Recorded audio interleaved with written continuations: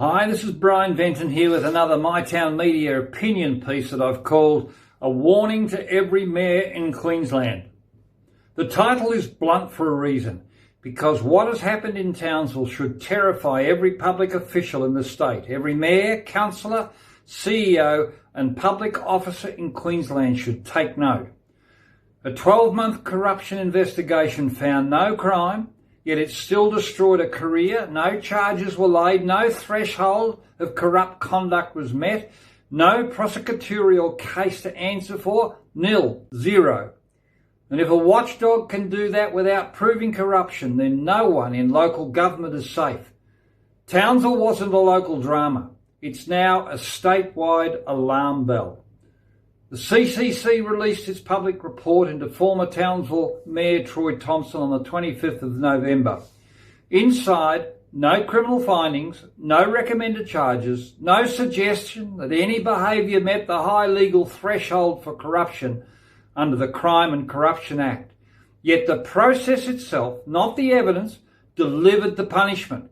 Guilty in the court of public opinion. Personal privacy was breached, a reputation was shredded, and a career demolished.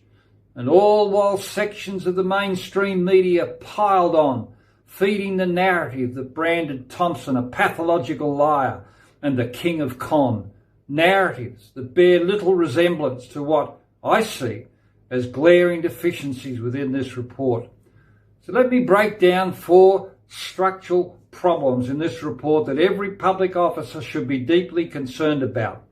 First, the threshold of criminality was never established, but the process rolled on anyway. Under the Act, to be corrupt, conduct must adversely affect the public body or undermine public confidence. But most importantly, it has to be capable of being proven as a criminal offence or be grounds for dismissal. That threshold was never met. The CCC's own report confirms it. So the obvious question needs answering. If the threshold wasn't met, why didn't the CCC shut the investigation down? Because if a corruption probe can proceed without meeting the legal test for corruption, the mechanism becomes the punishment, and that mechanism can now be used on anyone, mayor, councillor, CEO, or a public servant. This decision sets a dangerous precedent that should make every public officer very uneasy.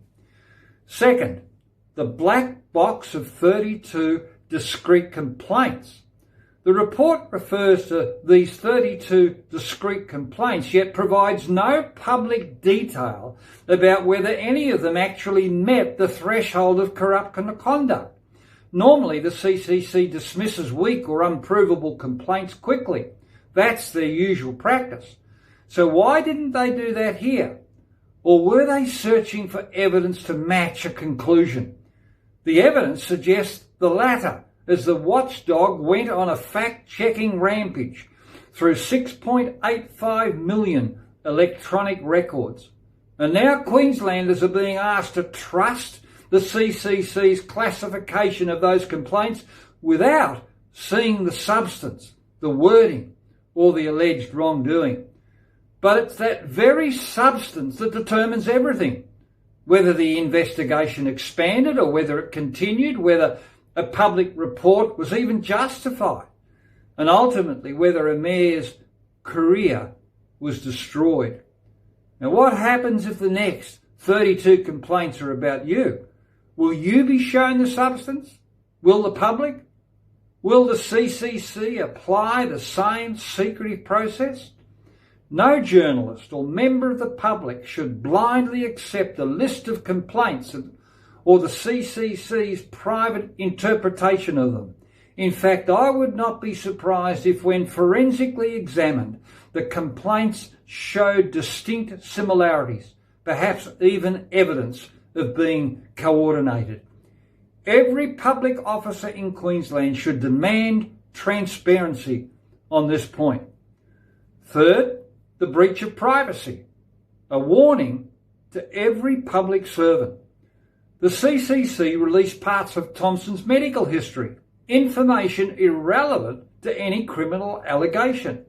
Yet the CCC can access certain records in certain circumstances, but publishing them? That crosses a line.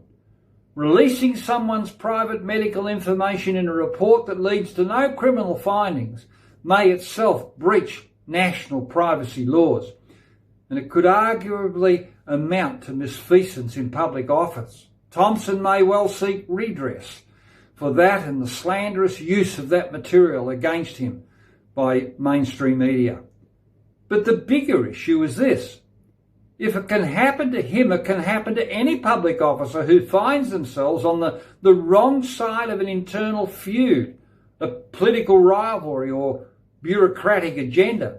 No one should feel safe if their private medical history can become public simply because an investigation needs content. Then 4, a dangerous statewide precedent. The most troubling part of this entire saga is not what the CCC found, it's what the CCC didn't find. It's what mainstream media failed to report and what evidence was relied upon for a show cause notice being issued in the first place by both the ALP and then the LNP. If a mayor can be removed through a year-long integrity review dressed up as a corruption probe, then the line between independent oversight and political pressure is now blurred beyond recognition. And this is no longer a Townsville issue. This is a Queensland governance crisis. Oversight bodies must operate strictly within legislative boundaries.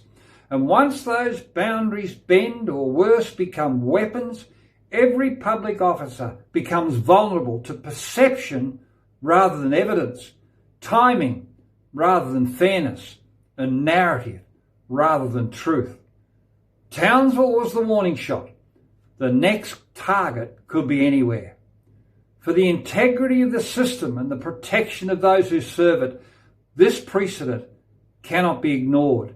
It is dangerous, it is morally wrong, and it is wide open for political manipulation and abuse. And as I've said before, if this is what passes for corruption in Queensland, every mayor in the state should sleep with one eye open. Thanks for watching, and remember, the things that appear are not always as they seem. Bye.